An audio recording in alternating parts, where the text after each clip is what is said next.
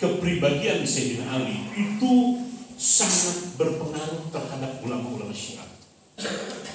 Kenapa di Eropa yang laku itu Syiah dengan Ahmadiyah? Karena mereka lebih rasional. Kenapa Quraisy Syihab lebih cenderung menggunakan tafsir-tafsir Syiah? Jadi bahan rujukan Quraisy Syihab itu tafsirnya banyak tafsir Syiah karena lebih rasional. Jadi berita-berita yang sifatnya Israiliyat itu banyak dipotong. Nah, kita sebagai Ahlus Sunnah harus belajar. Contoh misalnya berkaitan dengan sosiologi Islam. Sekarang ini kita sulit mencari buku yang ditulis oleh ilmuwan Ahlus Sunnah. Sosiologi. Itu Mutahari itu seorang pemikir sosiologi Islam yang sekarang diakui di dunia. Ziauddin Sardar. Saya bilang, kenapa kok orang-orang Ahlus Sunnah kok tidak muncul orang-orang pintar? Ini sebuah tantangan. Ini sebuah tantangan. Makanya bapak-bapak sih atau paksakan malam Sabtu supaya pintar gitu. Oh begini, kan yang tadinya tidak tahu Syiah menjadi tahu Syiah. Jadi baik, Sayyidina Ali saya katakan merupakan hasil didikan Rasulullah terhadap seorang pemuda. Sayyidina Ali ikut Rasulullah pada saat usia 6 tahun. Usia 6 tahun, sehingga apa yang dilakukan oleh Rasulullah itu sangat membekas. Baru usia 10 tahun, Sayyidina Ali masuk Islam. Oleh karena itu, satu-satunya sahabat yang bergelar karramallahu wajhah hanya Sayyidina Ali. Karena Sayyidina Ali steril, tidak terkontaminasi. Sayyidina Umar masih terkontaminasi dengan faham jahiliyah. Sayyidina Abu Bakar masih terkontaminasi. Sayyidina Ali murni. Kenapa? Nah, itu saya kira yang perlu saya jelaskan. Kenapa Sayyidina Ali, hanya Sayyidina Ali yang mendapat gelar karramallahu wajhah. Dan ini disepakati oleh orang Ahlus Sunnah juga. Itu bukan istilah Syiah loh. Kita semua mengakui Sayyidina Ali bergelar karramallahu wajhah. Baik, tatkala Sayyidina Ali masuk Islam, Sayyidina Ali lah yang sering menemani Rasulullah tatkala sholat di celah-celah gunung di Mekah. Itu Sayyidina Ali yang kemana-mana mengawal. Jadi peran Sayyidina Abu Bakar, Sayyidina Utsman, Sayyidina Umar, dan Sayyidina Ali hampir sama. Jadi Sayyidina Ali yang mengawal dan ikut sholat. Maaf, ketika itu sholat Rasulullah masih sholat agama Hanif. Nanti ada beberapa soal-soal untuk menguji sang kesiumanan. Nanti bapak-bapak membaca sejarah gitu kan. Oke, 10 tahun masuk. Oleh karena itu Sayyidina Ali termasuk orang yang awal masuk Islam. Orang tua Sayyidina Abu Bakar, istri Siti Khadijah, anak muda Sayyidina Ali. Sayyidina Ali. Dan memiliki kecerdasan yang luar biasa. Oke. Puncaknya pada saat orang-orang Quraisy berkumpul di Darun Nadwah, Abu Jahal yang menjadi pemerakarsanya, kita bunuh saja Muhammad. Kita bunuh saja Muhammad. Di Darun Nadwah. Dari setiap kabilah diminta seorang pemuda yang kuat, yang gagah fisiknya, yang bisa menjadi representasi dari kabilah-kabilah tersebut. Yuk kita sepakati. Tanggal sekian, jam sekian malam kita tunggu Muhammad sampai keluar dari rumah. Malaikat Jibril menyampaikan, ya Muhammad, engkau malam ini juga harus keluar. Di mana ini? Panggillah Sayyidina Ali, kamu malam ini harus tidur di tempat saya. Baik. Tatkala Rasulullah keluar, Rasulullah menaburkan debu kepada pemuda-pemuda yang mewakili. kabilah-kabilah. Yang saya ingin tanyakan sejarah sampai sejauh mana sejarah bapak-bapak lukis paling terateta. Coba surat apa dan berapa ayat yang dibaca oleh Rasulullah? Surat Yasin. Dari ayat berapa sampai berapa? Ayo, dites surat. Ayo. Berapa? Rasulullah dengan petunjuk dari Jibril, ya Muhammad, bacalah surat Yasin ayat 1 sampai ayat 9. Benar nggak yang tahu? Nah, debu sok taburkan di kepala-kepala. Akhirnya tertidur semuanya. Ini fakta sejarah loh. Saya nggak mengarang-arang, nggak buat-buat berkaitan dengan sahabat ini. Oke? Datanglah sama-sama. Kok kamu itu goblok sekali? Pada tidur, Muhammad sudah jauh dan jauh, tapi nggak mungkin. Dobraklah pintu, dibuka selimut, ternyata Sayyidina Ali. Ini anak kecil. Biar, ayo kita serbu. Karena pengorbanannya yang sedemikian rupa dari Sayyidina Ali, setelah kejadian itu akhirnya Rasulullah menikahkan Sayyidina Ali kepada putrinya Siti Fatimah. Kenapa orang Syiah Rafidhah dan orang Syiah Ismailiyah tidak mengakui 4 putri Nabi yang lainnya? Siti Ruqayyah, Siti Ummi Kulsum, kemudian Zainab, ya. Terus yang tadi saya sebut Ummu Hakam. Kalau di Syiah nggak disebut Zainabnya, tapi Ummu Hakam disebutnya. Ya. Ada cerita tersendiri karena Ruqayyah dengan Ummi Kulsum dinikah oleh Sayyidina Utsman. Iya mah geus teu suci deui. Da kawin aja Utsman. Kawin aja Hasim. Oke. Nah, pengorbanan Sayyidina Ali ketika itu sangat luar biasa karena risikonya nyawa. Risikonya nyawa. Oke. Berangkatlah Rasulullah. Saya ingin tes pada waktu Rasulullah ke Gua Thur, siapa yang suka mengirim makanan kepada Rasulullah? Sudah saya sampaikan. Siapa? Salma atau Asma? Asma. Bergelar apa Asma? Coba. Rasulullah memberikan gelar khusus. Coba. Sok, jangan bahasa Arabnya. Yang dikaruniai 2 selendang. Jadi bayangkan Siti Asma dari Mekah ke Bukit Tursina itu perjalanan kurang lebih 20 kilo. Karena makanan yang dibawa cukup berat, selendangnya dibagi 2, cerek, tarikeun di. Rasulullah memberikan gelar Siti Asma. Siti Asma akhirnya menikah dengan Zubair bin Awam. Dari Zubair bin Awam lahirlah yang pertama, kalau seorang panglima namanya Abdullah bin Zubair, kalau seorang pemikir namanya Urwah bin Zubair, menjadi ulama dari kelompok tabi'in.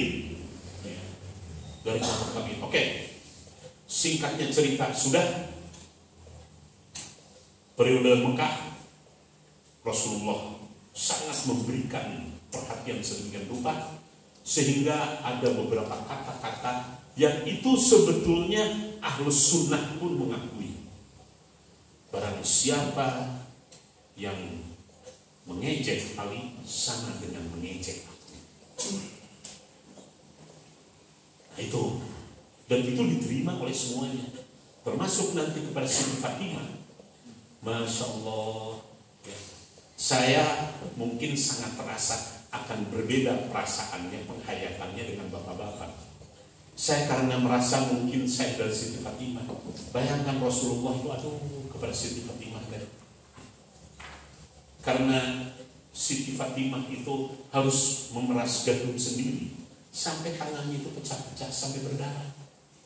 Pada saat peperangan banyak mendapatkan budak, Siti Fatimah berkata kepada Sayyidina Ali, "Kang, cik, ka bapak, minta we hiji." Sampaikan oleh Sayyidina Ali. Bang, ini Nabi mending ganti kurang. Itu ceritanya. Subhanallah, alhamdulillah, dan Allah Akbar. Betul nggak sejarah begitu? Nah, jadi ini kita harus utuh memahami sebuah masalah. Oke, berangkatlah akhirnya menyusul Sayyidina Ali di beberapa pertarungan. Karena ketika itu model peperangan selalu diawali dengan duel dulu. Duel perorangan. Sayyidina Ali di perang Badar duel dengan Syaibah. Di perang Khandaq Sayyidina Ali duel dengan Amru. Di perang Khaybar malah menewaskan 3 orang tokoh Yahudi. Mas'am, Amir, dan Harith. Ini 3-tiganya. Bayangkan waktu di perang Badar, mana coba wakil dari kaum muslimin, mana dari Quraisy ini? Yang tampil Sayyidina Ali, anak kecil. Sayyidina Ali itu berbeda dengan Sa'ad bin Abi Waqqas atau Zubair bin Awam. Mereka rata-rata bertubuh tinggi, atau Khalid bin Walid. Sayyidina Ali ini agak kecil. Kok anak kecil yang mana? Tuh bayangin. Waktu di perang Khandaq itu yang namanya Amr bin Abdul Wud itu disebutnya kesatria Quraisy. Dia punya keahlian naik kuda dan dia yang menerobos bisa masuk ke area yang dikuasai oleh kaum muslimin. Sudah diperhitungkan oleh Salman Al-Farisi bahwa kuda orang Quraisy tidak mungkin menembus. Karena hebatnya Amr sudah datang. Siapa yang berani dengan aku? Aku kata Ali. Rasulullah sampai 3 kali, jangan li. Kamu pinggir, jangan li kamu. Enggak, saya berhadapan. Di situ kehebatan Sayyidina Ali dengan pedang Dzulfaqar. Tapi sayang, waktu akhir hidupnya pedang ini dijual. Karena saking miskinnya Sayyidina Ali. Waktu meninggal itu Sayyidina Ali meninggalkan hutang 70.000 dirham. Seorang khalifah loh. Bayangkan. Jadi saya kalau membaca riwayat khalifah, Sayyidina Umar meninggalkan hutang, hanya Sayyidina Utsman saja. Sayyidina Ali meninggalkan hutang, Sayyidina Abu Bakar meninggalkan hutang. Padahal seorang khalifah. Jadi pada saat perang Badar sedemikian rupa, pada saat perang Khandaq sedemikian, pada saat perang Khaybar, waduh gawat ini. Orang-orang Yahudi berkumpul semuanya. Akhirnya Rasulullah manggil, aku akan percayakan bendera ini kepada orang yang sangat mencintai Allah dan Rasul dan sangat mencintai. Sahabat bertanya, ya Rasul siapa kira-kira? Ali panggil. Waduh, Ali gak bisa, Ali sakit mata. Di sini mulainya sejarah pengobatan Rasulullah yang nanti harus dipelajari oleh Pak Hasim dan kawan-kawan. Ruqyah itu yang pertama Rasulullah kan, yang pertama ke Sayyidina Abu Bakar waktu di Gua Thur, yang kedua waktu mengobati mata Sayyidina Ali. Karena Sayyidina Ali harus memimpin perang. Coba baca nanti perang Khaybar. Lawannya itu saking gagahnya sampai Sayyidina Umar ngomong begini, boleh enggak baju perangnya Amr bin Abdul Wud itu saya beli 10.000. Rasulullah waktu mengeluarkan, jangan dijual, jangan apa, kita kembalikan semuanya, itu barang najis. Nah disitulah muncul nanti yang namanya macam-macam fake. Harta-harta rampasan ini nanti memasuki wilayah fikih. Saya enggak mencoba memasuki wilayah itu, tapi memasuki sejarah secara utuh saja tentang Sayyidina Ali. Jadi di perang Badar, di perang Khandaq, di perang Khaybar, Sayyidina Ali tampil dan duel. Oleh karena itu cerita kepahlawanan Sayyidina Ali disusun, direka sedemikian rupa oleh orang Syiah seakan-akan pahlawan Islam itu hanya Sayyidina Ali. Padahal masih banyak yang lainnya, Sa'ad bin Abi Waqqas, Zubair bin Awam, Ubaidah bin Samit, ya, Khalid bin Walid, Amr bin As. Oke. Nah, di perang Yaman, sahabat Zubair bin Awam dan sahabat Talhah menangis. Ya Allah, aku kok harus berhadapan dengan orang yang selalu mendampingi Rasulullah. Akhirnya mau tuh. Betul tadi apa yang disampaikan oleh bapak-bapak, di perang Siffin bukan karena Sayyidina Ali mengalah, tapi karena dalam hati Sayyidina Ali tidak ingin terjadi lagi pertumpahan darah. Padahal ketika itu Sayyidina Ali sudah hampir mendapatkan kemenangan di perang Siffin. Tadi betul yang disampaikan. Wah, Amr bin As itu seorang politisi dan Muawiyah sangat memanfaatkan. Amr bin As, kalau tidak ada Amr bin As, tidak mungkin Mesir bisa diambil alih. Di situ perannya Amr bin As. Abu Musa orang yang sangat zuhud, sangat ini. Begitu diangkat Quran dan oleh Amr bin As pedang ditusukkan ke Quran, kita harus damai. Karena sudah hampir mengalami kekalahan. Nah, disitulah kita jangan terlalu polos, perlu mengetahui politik, jangan sampai seperti nasib Abu Musa al-Asy'ari. Nah, dari situ sudah mulai muncul yang namanya Khawarij dulu. Gak benar pemimpin kita, kok masa kita sudah hampir menang kok ini. Disitulah pertama mulai munculnya Khawarij. Khawarij muncul, tidak setuju. Nah, orang kali ini keluar dari barisan Ali, orang yang fanatik kepada Sayyidina Ali, membentuklah yang namanya Syiah, tetapi dalam konteks politik, tidak dalam konteks tauhid, tidak dalam konteks fikih. Jadi sampai Imam Ja'far itu masih murni. Oleh karena itu di kita memang tidak ada yang namanya madhab Ja'fariyah, Pak Asepnya. Kalau dibuka, punten, banyak loh madhab Imam Syafi'i yang mirip-mirip dengan madhab Imam Ja'far Shadiq. Malah bertentangan dengan Wahabi. Malah rata-rata imam madhab juga sedikit banyak juga banyak mengutip dari paham-paham Imam Ja'far. Kita di Indonesia sangat jarang, Pak. Sangat jarang. Nah, kepribadian Ali, Masya Allah, saking syukurnya oleh orang-orang ditulis. Sayyidina Ali kalau sudah keluar dari kampus, beliau itu Alhamdulillah, ya Allah, Engkau telah memberikan makan kepadaku, dan pada saatnya Engkau keluarkan lagi, ya Allah, Alhamdulillah, aku sudah bisa mengeluarkan sisa makanan yang tidak bermanfaat. Itu yang namanya syukur Sayyidina Ali.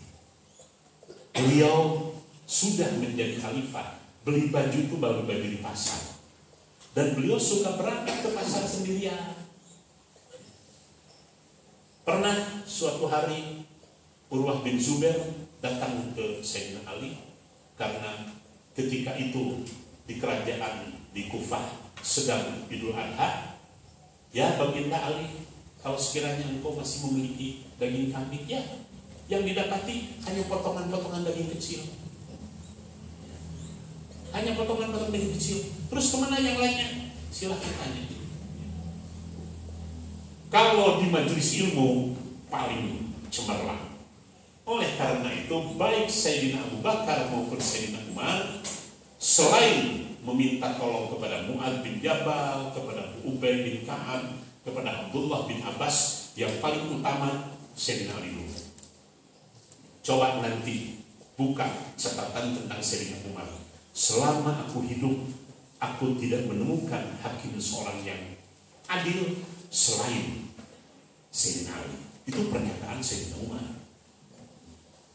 Berkaitan dengan Masya Allah Sayyidina Ali kalau menjatuhkan hukuman itu, waduh, pertimbangannya itu sampai ke pertimbangan perasaan. Nanti tunggu dulu ya. Aku tadi ada perasaan marah, aku wudhu dulu karena Rasulullah tidak menghendaki keluarnya sebuah hukum masih dalam keadaan emosi. saking hati-hatinya Sayyidina. Saking hati-hatinya Sayyidina. Sayang, beliau meninggalnya oleh orang Khawarij. Ada 3 orang. Yang pertama Abdullah bin Muljam, itu untuk membunuh Sayyidina Ali. Yang kedua Amru bin Bakar, itu untuk membunuh Muawiyah. Yang satu lagi siapa yang membunuh, untuk membunuh Amr bin As. Nah, Sayyidina Ali waktu itu pulang inspeksi malam-malam dan membangunkan orang-orang, subuh. Sengaja keliling malam itu setelah nah, Sayyidina Ali sedang sholat subuh, ditusuklah oleh Abdurrahman bin Muljam. 3-tiganya ini yang ingin saya jelaskan. Yang tokoh Khawarij ini 3-tiganya hafid. Abdurrahman bin Muljam, Amr bin Awud, kemudian juga Barak kalau tidak salah. 3-tiganya hafid. Yang kedua, 3-tiganya kalau puasa sepanjang tahun. Yang ketiga, mereka ini orang yang sangat dermawan. Sayang yang berhasil hanya Abdurrahman bin Muljam saja, karena yang 2 Muawiyah dengan Amr sudah merasa kami terancam, sehingga selamat. Nah, kebetulan Abdurrahman bin Muljam ini pada saat masuk ke kota Kufah, ada seorang perempuan yang namanya Kitof. Perempuan ini sangat sakit hati kepada Sayyidina Ali karena keluarganya terbunuh oleh Sayyidina Ali di sebuah peperangan pada saat orang ini masih belum muslim. Dia janji, barang siapa yang bisa membunuh Ali akan aku beri 3.000 dirham. Abdurrahman bin Muljam nawar, bagaimana kalau aku tidak uang tetapi dirimu banyak? Karena Kitof ini wanita yang sangat cantik. Nah, ini cerita asmara Abdurrahman bin Muljam yang ada kalanya tidak banyak diketahui oleh orang-orang. Di situ indahnya kalau kita baca sejarah. Kalau saya diminta menjelaskan, sanggup sampai jam 5 tentang Syiah 4 jam, tentang riwayat Sayyidina Ali 4 jam gitu. Nah, bagaimana setelah Siti Fatimah meninggal, gunjangnya Sayyidina Ali? Waktu ada Siti Fatimah, Sayyidina Ali pernah mabuk, ada kecemburuan. Tapi Siti Fatimah dijanjikan oleh Rasulullah, ya Fatimah, jangan khawatir, karena engkau orang pertama yang akan menyusulku. Siti Fatimah meninggal setelah 6 bulan Rasulullah meninggal. Oleh karena itu Siti Fatimah ini meninggal dalam usia muda, usianya antara 26 atau 27. Baru Sayyidina Ali mulai berani menikah dengan yang lain-lain, dan itu terwarisi kebiasaan itu kepada Sayyidina Husain. Kalau Sayyidina Hasan itu istrinya terbatas, anaknya juga terbatas, orangnya sangat mengalah, berbeda dengan Sayyidina Husain. Kalau dari Sayyidina Hasan, keturunannya biasanya menggunakan Al-Hasni. Sayyid Muhammad itu keturunan dari Sayyidina Hasan. Itu lomba kawin, tenang.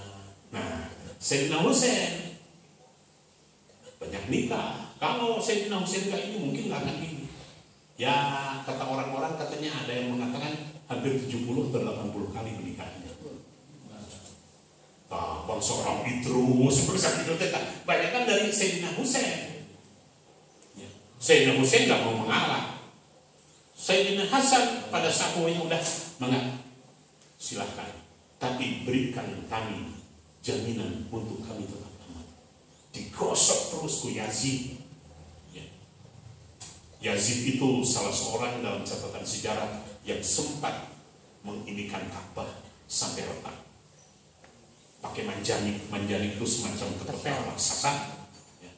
Nah, ini yang dilakukan oleh Yazid. Oleh karena itu Yazid ini sangat kelam, sama dengan Yazid Jawas di Indonesia. los kaki ini. Begitu. Jadi Sayyidina Ali beberapa hari kemudian, tepatnya Sayyidina Ali meninggal itu tanggal 15 Ramadan tahun 40 Hijrah. Ya. Tuh, bulan Ramadan, sedang sholat, sedang puasa. Sayyidina Umar meninggal dalam keadaan sedang puasa, Sayyidina Utsman pun demikian. Hanya Sayyidina Utsman sedang membaca mushaf Quran. Oleh karena itu mushafnya disebut mushaf Utsmani, karena di dalam lembar ayat yang dibaca Sayyidina Utsman masih ada bekas darahnya dan disimpan kemarin itu di Museum London. Ya, di Museum London. Beberapa sahabat, beberapa ulama-ulama sempat berkunjung pada waktu pameran dunia. Ternyata mushaf Utsmani yang dibaca oleh Sayyidina Utsman itu berada di London. Itulah sepintas kilas Sayyidina Ali, dari kesederhanaannya, dari makannya. Bayangkan seorang khalifah, gamis yang dipakai itu penuh tambalan, diketawakan. Ya Ali ganti, enggak. Aku tidak ingin disebut manusia sombong. Jangan sampai masuknya aku ke surga terhalang oleh sikap sombongku yang aku buat sendiri tatkala di dunia. Kalau urusan membagi rezeki, pernah pada suatu hari ada pampasan perang, kurang lebih sekitar berapa ini, Tolha sempat menawarkan kepada Sayyidina Ali, ini ya Ali, aku jual tanah 400.000 dirham, bagikan sampai habis semua. Tolha bengong, Ali, apa untuk dirimu sendiri? Biarlah aku menerima apa adanya. Kalau urusan ilmu, urusan bahasa, kenapa rata-rata Habib punya kelebihan dan kefasihan dalam membuat prosak atau puisi Arab? Karena dari Sayyidina Ali. Dan kitabnya sebetulnya ini kitab orang Syiah, Nahjul Balaghah itu, tetapi dibaca di semua pesantren NU. Coba Nahjul Balaghah itu, waduh, sangat-sangat puitis kan. Siapa yang pernah membaca Nahjul Balaghah? Ada yang di pesantren yang pernah ini nggak Nahjul Balaghah? Nah, itu indah sekali loh puisi-puisinya itu. Ya. Itu salah satu keistimewaan ini. Biasanya kalau sudah kelas-kelas tertentu, praktek balaghah, ma'ani bayan badai, biasanya contoh-contohnya banyak diambil dari Nahjul Balaghah. Dan Nahjul Balaghah itu merupakan pidato-pidato Sayyidina Ali yang dicoba dikompilasikan. Dengan penjelasan ini bahwa Syiah itu bukan amaliyah Sayyidina Ali. Harus saya jelaskan. Bukan amaliyah Sayyidina Ali yang macam-macam tadi. Dan masing-masing punya keistimewaan. Ada yang dari Ismailiyah. Ismailiyah itu misalnya orang-orang Syiah yang mempergunakan kan itu kebanyakan Ismailiyah. Termasuk yang memberikan hadiah arsitektur dunia itu yang namanya Yahya Khan, itu Ismailiyah. Jadi masjid-masjid terbaik di dunia setiap tahun itu memberikan semacam award, piala. Mana masjid yang terbaik? Masjid di Indonesia yang pernah dapat itu masjidnya Profesor Sadli, dosen ITB. Nah, kan itu keturunan dari Kublai Khan, orang Mongol. Waktu menjajah Baghdad, dibakar Baghdad gini-gini ini, tapi cucunya Kublai Khan yang namanya Timur Leng akhirnya masuk Islam, sehingga gelar-gelarnya pakai Khan. Terakhir marga Khan ini banyak di Pakistan. Beberapa presiden Pakistan Ayub Khan. Nah itu dari Khan itu dari Ayub Khan, dari Genghis Khan. Genghis Khan punya anak Kublai Khan. Jadi ini, nah itu, dan itu kebanyakan Syiah Ismailiyah. Kalau di Amerika, di Inggris segala macam, nah itu Syiahnya Syiah Ismailiyah. Memang punten agak sekuler lah. agak sekuler. Jadi mereka lebih mengutamakan rasio, sudah kurang dari sisi ibadah. Dan mereka rata-rata orang-orang kaya di dunia. Saya maklum, kenapa yang direkrut orang-orang kaya? Karena ada satu sekte di Syiah yang mereka banyak merekrut orang-orang kaya. Kenapa? Karena orang kaya ini rata-rata mereka berat mengeluarkan zakat. Zakat itu diperingan oleh mereka. Supaya paham. Tadi kan yang direkrut orang-orang kaya. Ada yang direkrut orang-orang rasional. Ada yang orang-orang ini. Awas. Tetapi di Indonesia yang betul-betul Zaidiyah yang konsekuen, kalau saya boleh katakan sudah jalan. Pak Rahmat sendiri, Pak Jaludin sendiri Isna Syariah dia. Sangat Isna Syariah. Jadi ada beberapa yang juga dengan paham kita juga. Ya. Kang Jalal itu kan. Ya misalnya masalah imamah segala macam. Sekira itu bapak-bapak pas 10:30, 1 jam saya berbicara tentang Syiah. Walaupun hanya bumbu-bumbu, gak mungkin saya bisa bercerita tentang Syiah hanya dalam waktu setengah jam. Juga gak mungkin saya bercerita tentang Sayyidina Ali hanya setengah jam.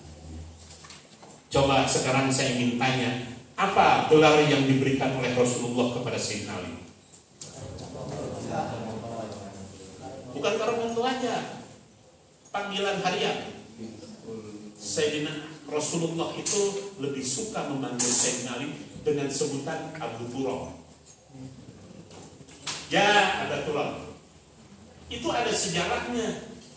Sedemikian rupa kasih sayang Rasulullah kepada Sayyidina Ali. Suatu ketika pada saat Sayyidina Ali akan sholat, sorbannya itu jatuh. Sorbannya jatuh. Diambilkan oleh Rasulullah, kemudian dipasangkan. Nah, karena dipasangkan waktu itu masih ada tanah, oleh Rasulullah dibersihkan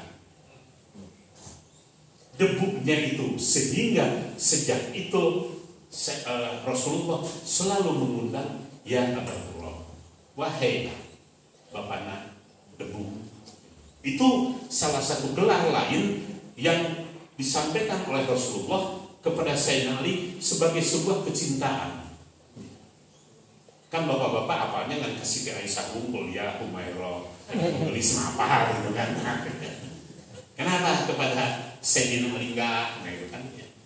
Tadi pedang Dzulfaqar dan Masya Allah memiliki keistimewaannya. Bayangkan Amr itu waktu dipotong itu korma kuda masuk di Honda. Itu cerdasnya Sayyidina Ali, yang diambil itu kakinya dulu. Aku harus patahkan kaki kanannya, karena kaki ini yang mengendalikan kuda ini, biar kuda ini liar. Nggak masuk di pemikiran yang lain-lain. Itu strategi militer. Ada kitab khusus bagaimana